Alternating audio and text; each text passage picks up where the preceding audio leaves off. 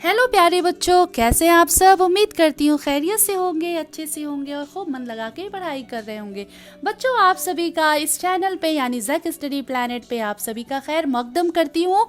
बच्चों, आज हम सभी 9th क्लास की उर्दू की किताब जान पहचान का सबक नंबर 16 पढ़ेंगे। कौन सा सबक पढ़ेंगे बेटा? 16, जिसका नाम है तिनका थोड़ी हवा से उड़ जाता है। क्या नाम है चैप्टर का?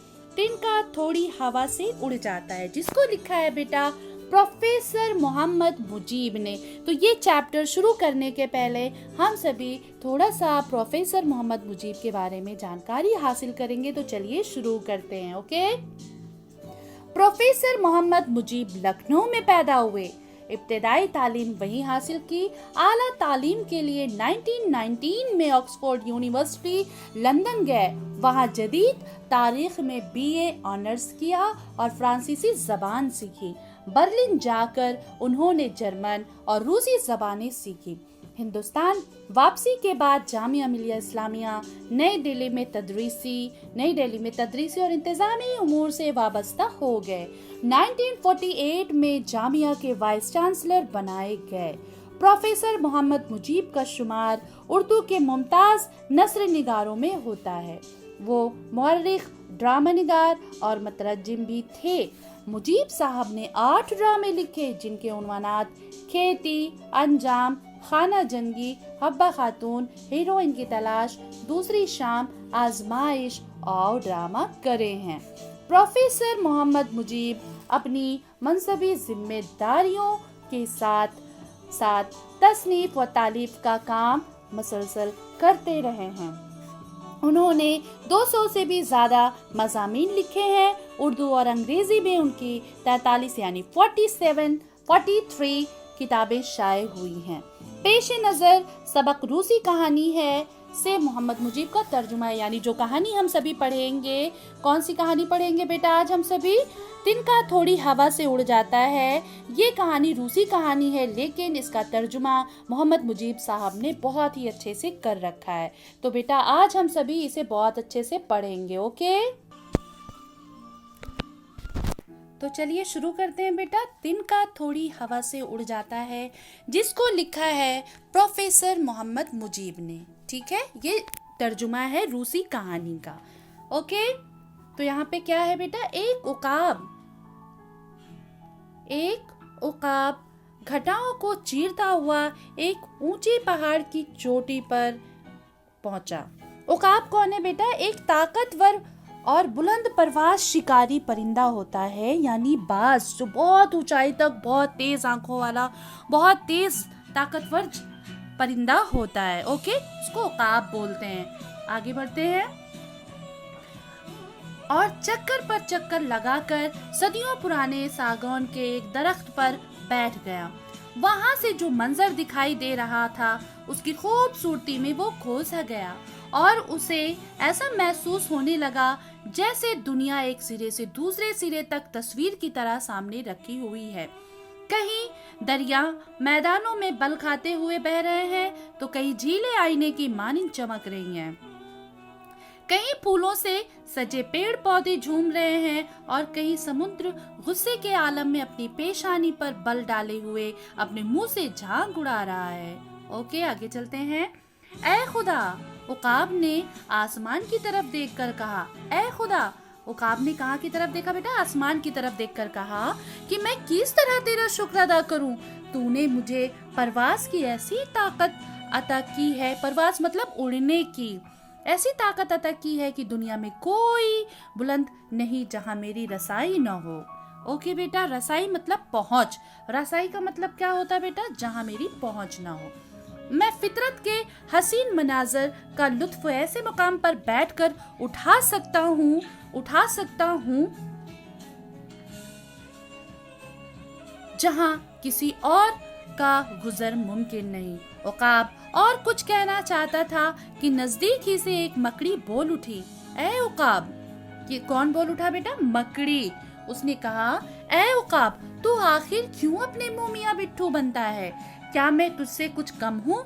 उस आवाज पर उकाब चौकन्ना हुआ और इधर उधर नजरें दौड़ाई। देखता है कि नजदीक ही एक मकड़ी बैठी जाला तन रही है।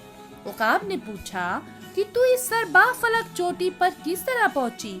वो परिंदे जो अपनी बुलंदी परवाजी पर नाज करते हैं वो भी यहाँ तक नहीं पहुंचने का हौसला नहीं रखते। तो बेटा क्या बोलती है वो कि तू तो मकड़ी है। कौन बोला ये? उकाब। पर भी नहीं तेरे जो उड़ सके। कहीं ऐसा तो नहीं कि तू रेंगती रेंगती यहाँ तक आ गई है? मकड़ी ने जवाब दिया, नहीं, मैं रेंगती रेंगती यहाँ नहीं पहुँची। उकाब, फिर तू यहाँ कैसे आई? मकड़ी बोलती है, जब तू उड़ने लगा मैं तेरी दुम से चिपक गई। इस तरह तूने खुद मुझे यहाँ तक पहुँचा दिया, लेकिन अब मैं तेरी मदद के बगैर यहाँ तेरे बराबर ठहर सकती हूँ। तू अकेला ही यहाँ सर बुलंद नहीं, मैं भी तेरे साथ हूँ। उम्मीद करती हूँ बेटा समझ में आ रहा हो आप सबको। इतने में एक तरफ से तेज धुंध हवा का झोंका आया और मकड़ी पहाड़ की चोटी से जमीन पर आ रही। उकाब अपनी जगह बैठा रहा।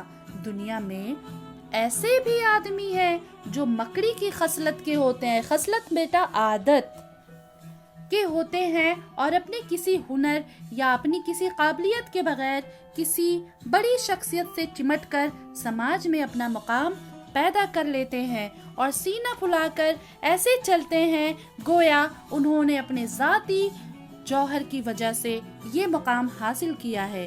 गुरूर उनकी अकल पर पर्दा डाल देता है और वो नहीं जानते कि जिस तरह मकड़ी हवा के एक झोंके की तरह ताब न ला सकी, वो भी दुनिया की आजमाइशों के मुकाबले में अपना मुकाम खो सके। तो बेटा ये जो सबक है, इस सबक का जो उन्वान रखा गया है, टॉपिक रखा गया है कि तिनका थोड़ी हवा से उड़ जाता है, इसका नाम इसलिए रखा गया था कि जिस तरह मकड़ी उकाब की दुम से चिपक कर बुलंदी पर पहुंचती है और इस बात पर यह फख्र करने लगती है कि वो अपनी काबिलियत के सहारे यहाँ तक पहुंची है और फिर हवा चली तो मकड़ी पहाड़ की चोटी से जमीन पर आ गिरी। इसी तरह तिनका थोड़ी हवा से उड़कर कहीं से कहीं पहुंच जाता है। तिनका यानी लकड़ी के छोटे छोटे जो तिनके होते हैं, अगर वो इस पर मगरूर हो जाए, घमंड आ जाए उसके अंदर कि वो उड़ सकता है, तो ये उसकी हिमाकत होगी। क्या होगी बेटा? ये उसकी हिमाकत होगी।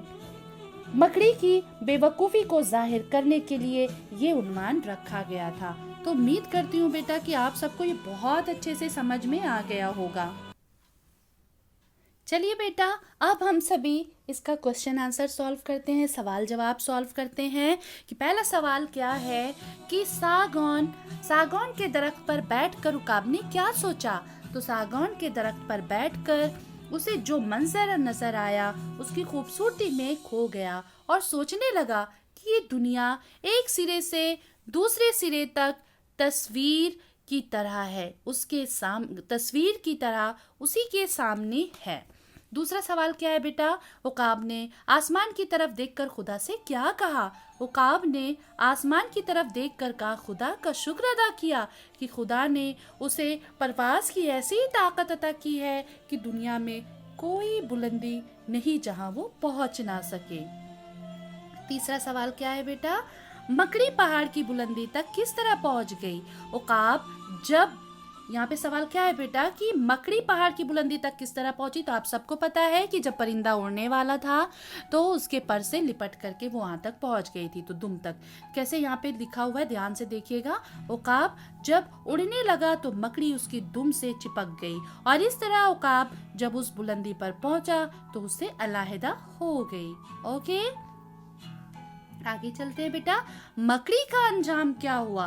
तो मकड़ी का अंजाम आप सबको पता है, जब भी कोई गुरूर करता है, घमंड करता है, तो उसका क्या हश्र होता है, वही हश्र मकड़ी का हुआ। मकड़ी उस बुलंदी पर पहुंचकर घमंड करने लगी कि ए उकाब, तूने खुद मुझे यहाँ तक पहुँचाया, अब मैं तेरी मदद के बगैर यहाँ तेरे बराबर ठहर सकती हूँ। तो इतने में ही एक तरफ से तेज हवा का झोंका आया और मकड़ी पहाड़ की चोटी से जमीन पर आ गिरी, मगर उकाब अपनी जगह बैठा रहा।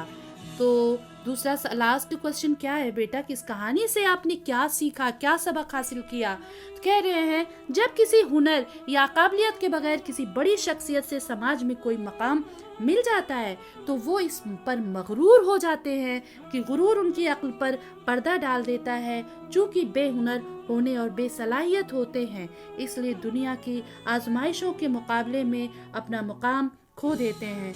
गुरूर करने वालों का अंजाम अच्छा नहीं होता है। क्या होता है? गुरूर करने वालों का अंजाम अच्छा नहीं होता है बल्कि उनकी उसको सजा मिलती है। अब हम चलते हैं बेटा, इसका खाली जगह है उसको फिल करेंगे। ठीक है, आप सबकी बुक में पेंसिल से आप सभी से बुक में भी करेंगे और अपनी कॉपी पे भी करेंगे। सदियों पुराने सागौन के एक दरख्त पर बैठ गया। उकाब ने आसमान की तरफ देखकर कहा, इस सरबाफलक चोटी पर किस तरह पहुंची? इतने में एक तरफ से तेज व तुंद हवा का झोंका आया। गुरूर उनकी अकल पर पर्दा डाल देता है। ओके बेटा, ये खाली जगह था, आप सभी से बहुत अच्छे से करेंगे क्योंकि चैप्टर आपने अच्छे से पढ़ा। अब हम नीचे आते हैं मुतजाद अल्फाज पे। मुतजाद अल्फाज किसको बोलते हैं बेटा? विलोम शब्द को, अपोजिट, उल्टे अल्फाज को। जहाँ पे मुतजाद उसके बोलते हैं यानी किसी अल्फाज के जिद में जो अल्फाज आए उसे मुतजाद बोलते हैं। जैसे खूबसूरत का क्या होगा? बदसूरत। ताकत, कमजोरी। बुलंदी, पस्ती। बुलंदी मतलब ऊंचाई, पस्ती मतलब नीचे। पराया, पुराना, नया। नजदीक, दूर। बहुत इजी है, इसे आप सभी बहुत अच्छे से कर सकते हैं। ओके, आगे चलते हैं बेटा।